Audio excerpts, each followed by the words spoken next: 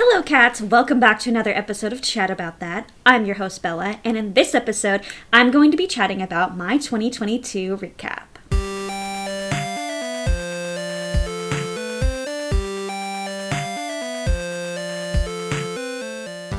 Before I chat about that, I wanted to let you know that this is the last episode of 2022.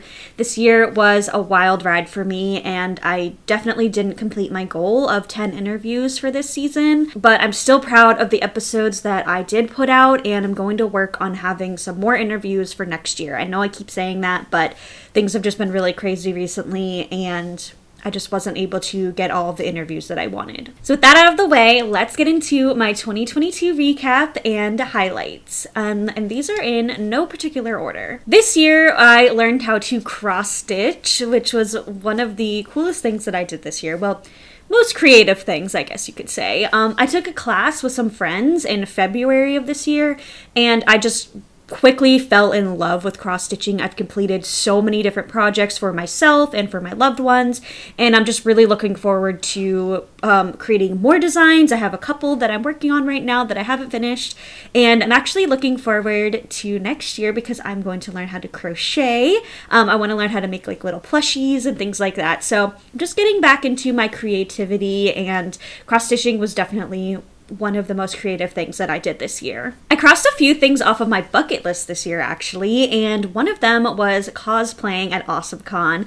I've always wanted to do just full 3 days of cosplaying at a con, and I was able to do that this year. I went as Starlight from The Boys at 2 different cons, Fennec Shand from Star Wars at AwesomeCon, and Kate Bishop from Hawkeye at AwesomeCon, and I actually have a whole episode about my cosplaying experience and AwesomeCon 2022 if you want to learn more about that. But there was just a lot of different things that I did what were bucket list items, and cosplaying was definitely one of the things that was at the top of that list. So I was just so happy with my cosplay, and I can't wait for next year. I just got my tickets for AwesomeCon for 2023, and I'm just looking forward to doing some more cosplaying. Another bucket list item was visiting Eastern State Penitentiary. I went on a tour in April with a few of my friends. I also have an episode all about that if you want to learn like more in detail about what Eastern State Penitentiary is and my experience there.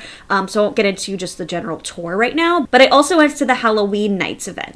They have this celebration every fall at Eastern State Penitentiary that's just Halloween related, and I didn't get a chance to do an episode on that, but basically during the fall, they have after hours Halloween parties that have drinks and food and performances and haunted houses, and all the haunted houses are actually in different parts of the prison, and they're all different themes. There was like a one that was like a cyber one, there was a chainsaw related one, like tons of different cool, awesome haunted houses. Some of the best haunted houses I've ever been to were at this party. And it was just so fun. My friends, we all enjoyed it. We went up to Philadelphia for that weekend, and it was really fun.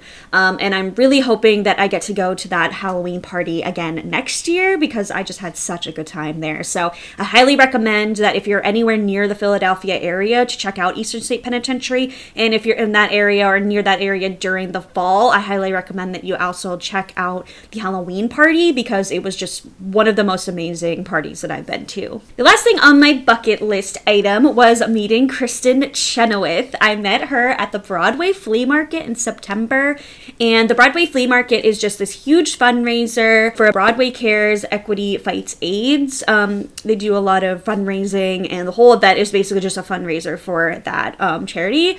And at the flea market, you can not only buy playbills and merchandise from Broadway shows, but you can also buy props from Broadway shows. So you can buy like the cast from Dear Evan Hansen. I bought a couple of like paper props from Wicked. Sometimes you can buy costumes, you can buy like masks, anything that's like small that was like used on the set of a play. Like I said, I have like some paper props. You know, some plays they give out like flyers, like the characters are like passing out newspapers or flyers and things like that. You can buy all of that stuff at the Broadway Flea Market.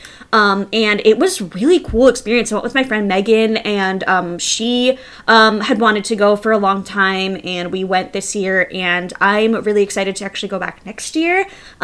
Because it was just such a fun thing, and Kristin Chenoweth was doing a meet and greet there, so we got to meet her, and she's one of my favorite people on this planet, and so getting to meet her was just really, really fantastic, and I had just such a blast meeting her at the Broadway Flea Market. And while I was in New York for that trip with my friend Megan, we also saw The Piano Lesson, which is an August Wilson play, and it was starring Samuel L. Jackson, Danielle Brooks, and John David Washington, and I normally prefer seeing musicals when I go up to Broadway, but seeing a play is just equally as spectacular. And getting to see like Samuel L. Jackson in person, it was incredible. That the play was just really well done. I'm definitely gonna try to see more of the August Wilson plays. I think a lot of them have been made into like movies and things like that. So I do want to see some more of his stories, whether that's in play form or in movie form. Because I had such a great time. Megan and I really, really enjoyed it. In keeping with the theme of performances and bucket list items, I saw Lady Gaga in August in DC, and it was incredible. Lady Gaga is one of my favorite singers ever, and seeing her live was just such a dream come true. I went with my mom and my sister, and we just had the best time. She was singing mostly songs from Chromatica because it was called the Chromatica Ball, but she also was singing a lot of her classics, and I cried like so many times just out of joy and just out of like sheer fact that I was there like watching her perform. And my favorite parts of the concert were actually when she was playing on the piano and just singing, and it was just her and the piano, and you could just really tell like how much she loves performing and how much performing like means to her. It's just incredible seeing people live, but also seeing like true performers live. There's nothing like it. So seeing her was absolutely incredible. She's even better live, if you can imagine that. And I cannot wait until she comes back so I can see her again. Obviously, I can't mention a recap without mentioning Taylor Swift. So Taylor Swift's Midnights album was also one of the best things that happened in 2022.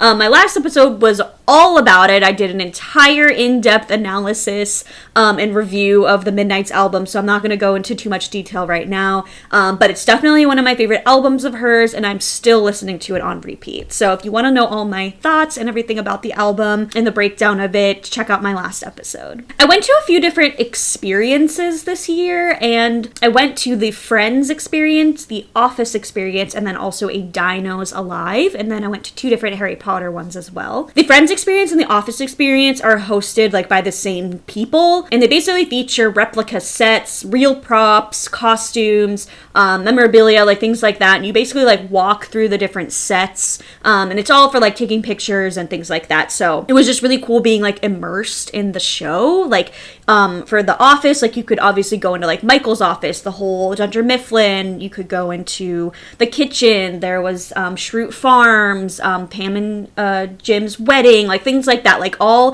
the things you could think about like with the Office, you could walk into it and take pictures and like actually pick things up. And then the Friends experience, you could go into both of the apartments, and there was also the Central Perk restaurant, and it was really cool. Both of the experiences were really cool. I do think I liked the Office experience more because it was a larger space, and also because I'm more of a fan of The Office than I am of Friends. I know more things about The Office, so I just enjoyed that one a little bit better, but they were both really, really cool. And the same group also has a Stranger Things experience, which hasn't come to DC yet, but I'm really hoping they'll come next year because I'm going to be all about that. Might go twice if they have that one. But it was just really cool. And then the Dinos Alive experience was just a cute exhibit. It was a couple different rooms featuring life-size animatronic dinosaurs. And they also had a VR experience.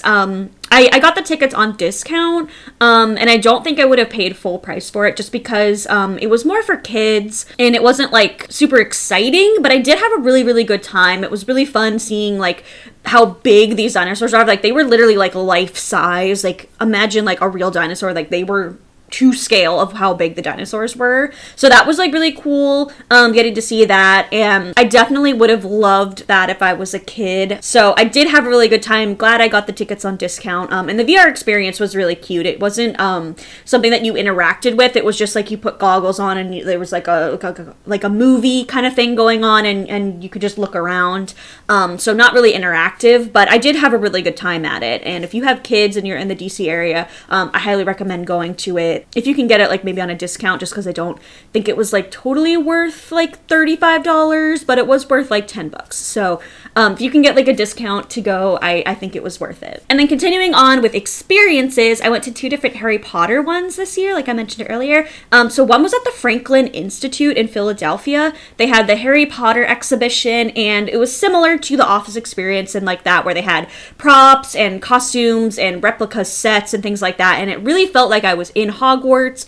Like you could go to the different classrooms, like there was like the herbology room, and you could do like a Boggart. Like they actually gave you like things that you could like physically do. Like so you were doing little spells. There were like little mini games throughout, and then you would get points for your like your house and stuff like that. And then you also went to like the Ministry of Magic. They had stuff about Fantastic Beasts. You could go to the Great Hall and Hagrid's hut, and like anything that you could possibly imagine with Harry Potter, like you could interact with.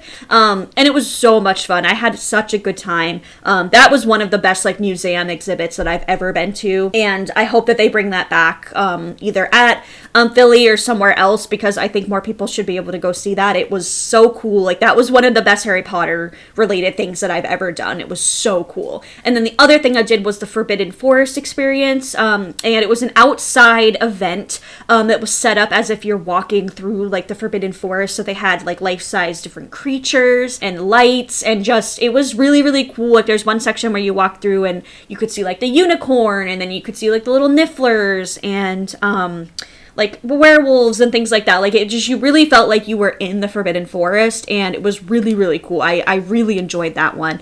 I got those tickets back in the summer actually, and I went in November, so I was waiting a really long time to go to that one. I had such a good time. And the last thing for my recap is actually streaming on Twitch. I started streaming this year, and although I don't have like a whole lot of followers or anything like that, I just really enjoy it. It's something that I really look forward to doing, and I've played The Sims 4, Ooblets, Planet Zoo, Disney Dreamlight Valley, and Coral Island already, and I'm looking forward to playing some more games. I bought a bunch of new ones during their sale just now, and I do have an episode all about my Twitch experience if you're interested in learning about like what Twitch is. It's a live streaming platform where you can play games and do things like that. But if you're looking for more information about like what Twitch is and like my experience on it so far, check out that episode. But yeah, it's really just a fun outlet for me because I love playing video games, and I'm just really comfortable on camera, so it's really just fun to get to play video games and talk to anybody who comes into the stream, and I'm really looking forward to 2023 so I can play a lot more games. So that's actually it for this episode. I hope you enjoyed hearing about my 2022 recap, and I just can't wait for 2023 and what it has in store, and I'm just looking forward to experiencing a lot more awesome things in 2023. So like always, stay safe, stay classy, and I'll chat again with you soon. Goodbye!